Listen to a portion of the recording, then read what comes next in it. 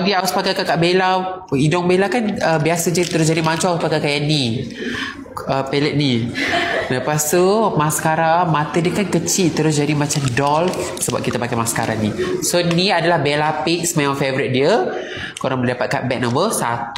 Okay. Kak Ida, aku biasa je, aku nak mengadu nanti. Biar kau kena hujah. Biar aku kena bebel ke macam kau selalu kena bebel. Okay korang, lepas tu awas akan pakaikan blusher. Okay, blusher untuk Bella, blusher ni. Sebab tadi kita dah pakai cream blusher kan, lepas tu kita letak powder. So kita nak pakaikan blusher powder pula dalam set yang sama. Tadi dia ada powder blusher dengan cream blusher. Cream blusher ni awak dah pakai dah tadi kat Bella. Awak dah pakai powder blusher pula. Comel, mesti dia punya packaging ni ada love kan. Comel kan. Jadi dah. Okay, biasa. Yes. Tanya aku dah tanya tu belum kan? Cerita apa? Hayu. Oh, cerita When Life Give You Tangerine ke? Lah, kenapa kau tak tengok lagi? Penat aku suruh.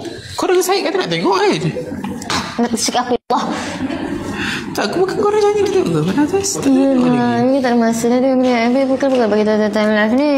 Aku pakai blusher ni juga. Okay. Dia, kita ada single blusher juga. Korang nampak tak? Ni single blusher bag nombor berapa? 11.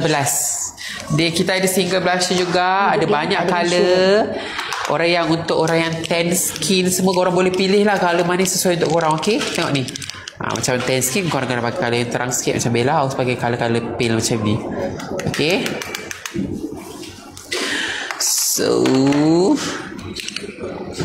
thank you Mami Aryan. Mami Aryan beli ke? Tak ada insurans. Apa dia? Tak, diorang kata semua mana nak beli insurans. Nanti aku cek, nanti aku beritahu.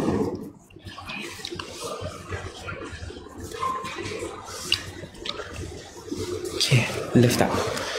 Oh, cantik. Cantik sekali. Kau kata tadi tak tunjuk bagi hidung. Kau dah tunjukin tadi. Mungkin nak masuk masa buat hidung. Buat hidung lah. Okay, aku tunjuk balik semula dah disebabkan korang minta. Aku tunjuk balik semula. Okay, diskon